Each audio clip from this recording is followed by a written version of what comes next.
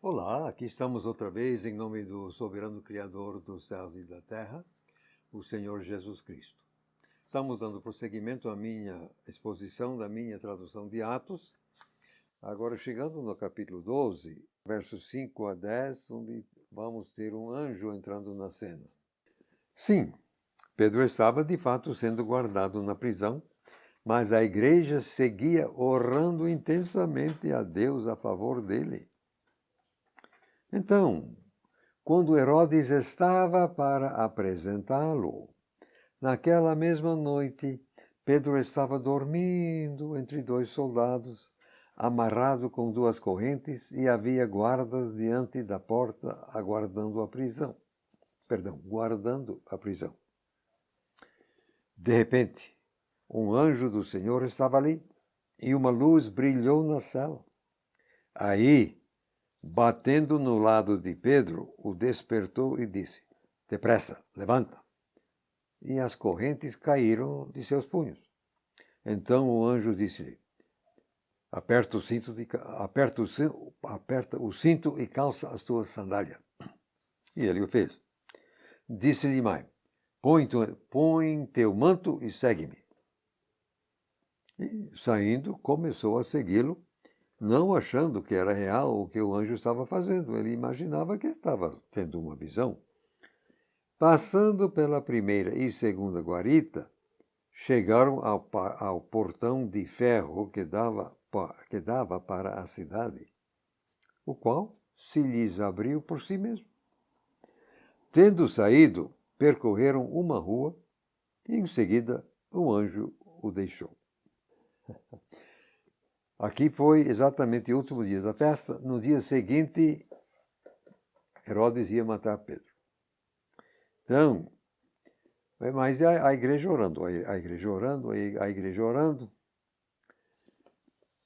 Agora Pedro está nem aí, está dormindo, mas ele está entre dois, quer dizer, dentro da cela, onde ele tinha, não contente, não estavam satisfeitos de ter ele acorrentado, tinha um soldado a cada lado dele e fatalmente as correntes que iam daqui iam, a outra ponta ia um soldado. Então não tinha como o coitado do Pedro se mexer.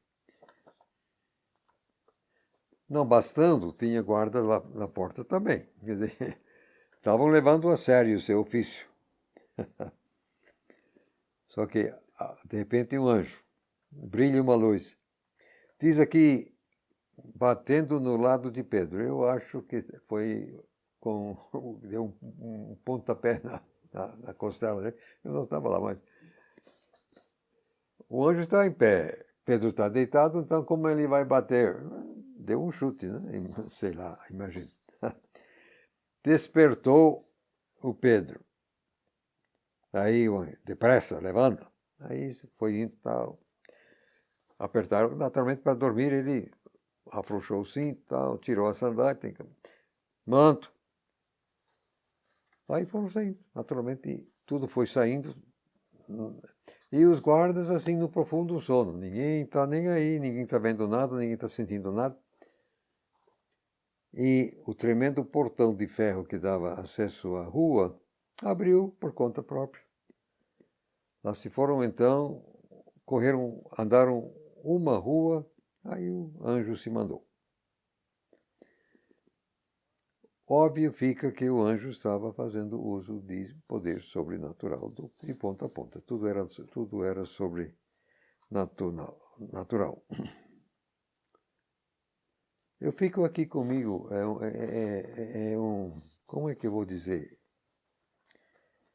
Não é exatamente uma melancolia, mas eu fico assim comigo mesmo. Como é que eu não aprendi ainda a fazer uso do poder de Deus, que está em Efésios 3, e verso 20, que diz que o poder de Deus que atua em nós está aí para fazer mais do que sejamos capazes até de pensar. Então, se o anjo fez uso de poder sobrenatural, nós também deveríamos ter essa capacidade. Só que eu, pelo menos, não aprendi ainda como fazer. Prosseguindo, versos 11 a 17. Aí, caindo em si, Pedro disse: agora sei por certo que Deus enviou o seu anjo e me resgatou da mão de Herodes e de toda a expectativa do povo judeu. E pensando um pouco, ele foi à casa de Maria, mãe de João, também chamado Marcos, não era o João Marcos, onde muita gente se havia reunido e estava orando. Quando Pedro bateu à porta da entrada, uma criada chamada Rode veio atender. Reconhecendo a voz de Pedro, ela ficou tão alegre que não abriu a porta, mas correu para dentro e anunciou que Pedro estava à porta. Mas eles disseram a ela: "Tá doida?" Já ela ficava insistindo que era assim. Então eles disseram: "Ah, é o seu anjo." Já Pedro seguiu batendo. Quando abriram e o viram, ficaram atônitos. Mas ele, fazendo-lhes sinal com a mão para que calassem, relatou-lhes como o Senhor o havia tirado da prisão. Então disse: "Contai isto a Tiago e aos irmãos." E saindo, partiu para um lugar diferente. Pedro sabia onde o pessoal estaria reunido, lá se foi. Essa criada, essa Rode, é engraçado. Ela reconheceu a voz. Quer dizer, ela naturalmente chega aqui, isso é alta hora da noite, gente. Isso é alta hora da noite. Então ela não ia abrir a porta sem saber quem é. Quem é? Sou eu, Pedro. Ela ficou tão alegre que nem abriu a porta. Foi lá. Aí os outros, você acha que eles iam acreditar? Tá doida? É o seu anjo. Agora, aqui eu paro e eu fico, mas o que é isso? O que eles queriam com esse tal de é o seu anjo? Exatamente. E o que era isso? E eu não sei explicar. Agora, fica claro no texto que criança tem anjo da guarda, que nós chamamos. Está no texto. Jesus falou isso. E eu creio que só que nós também, que somos servos de Deus, nós temos também anjo que nos guarda, às vezes mais de um. Então, parece que eles estão. Pedro tinha um anjo, é o seu anjo. Mas Pedro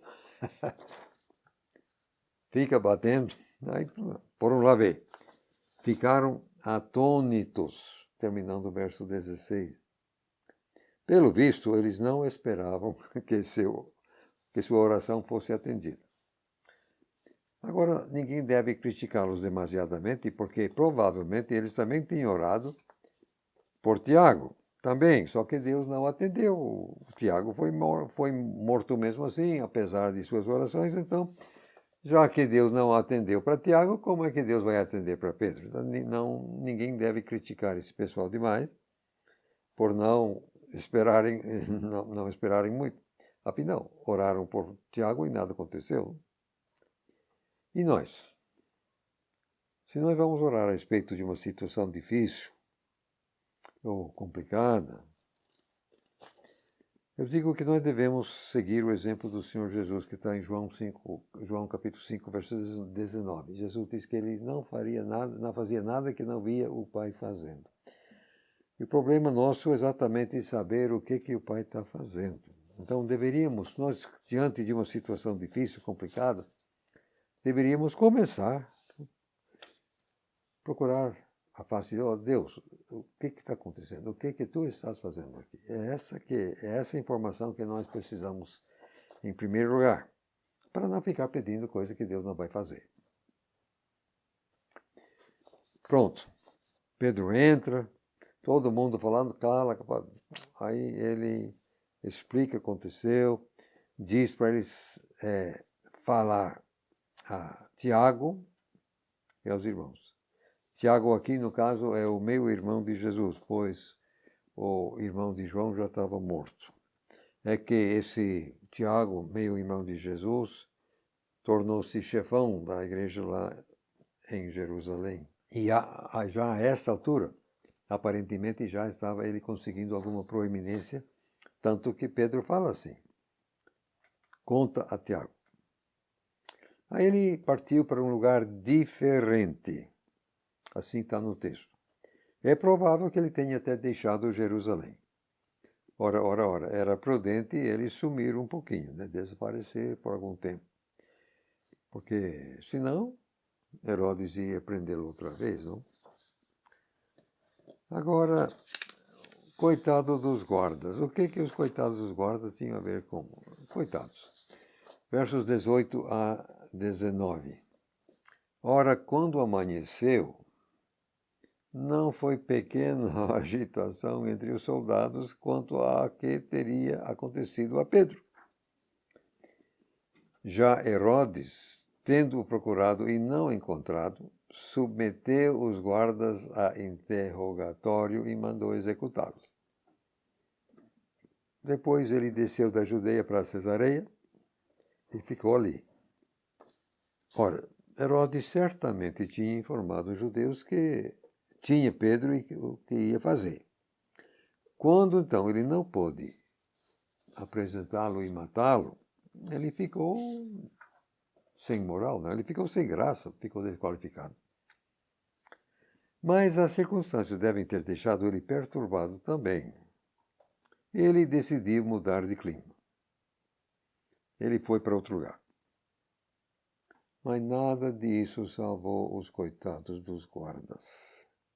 Os guardas faziam parte de um sistema mau e dificilmente iriam se converter depois. Se bem que, se Pedro pregou para eles, alguns talvez tenham crido até mesmo antes de serem executados.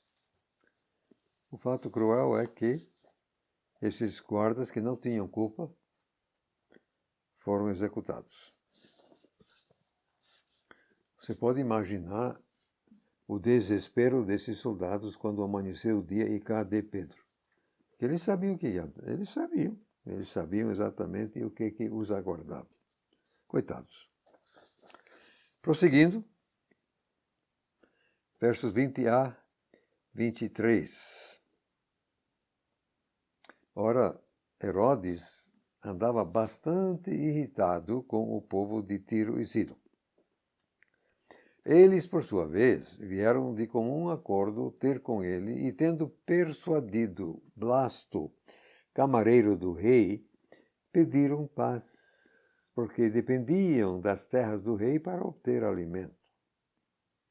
Então, num dia marcado, Herodes, vestido de traje real e sentado no tribunal, começou a discursar para eles. Aí o povo se pôs a gritar: é voz de um Deus e não de um homem. No mesmo instante, um anjo do Senhor o feriu, porque ele não deu glória a Deus. E sendo comido por vermes, ele morreu. Diz aqui que o povo de Tiro e Sidom dependiam para a alimentação do território controlado por Herodes. Vai aí a Galileia, quem sabe a Samaria.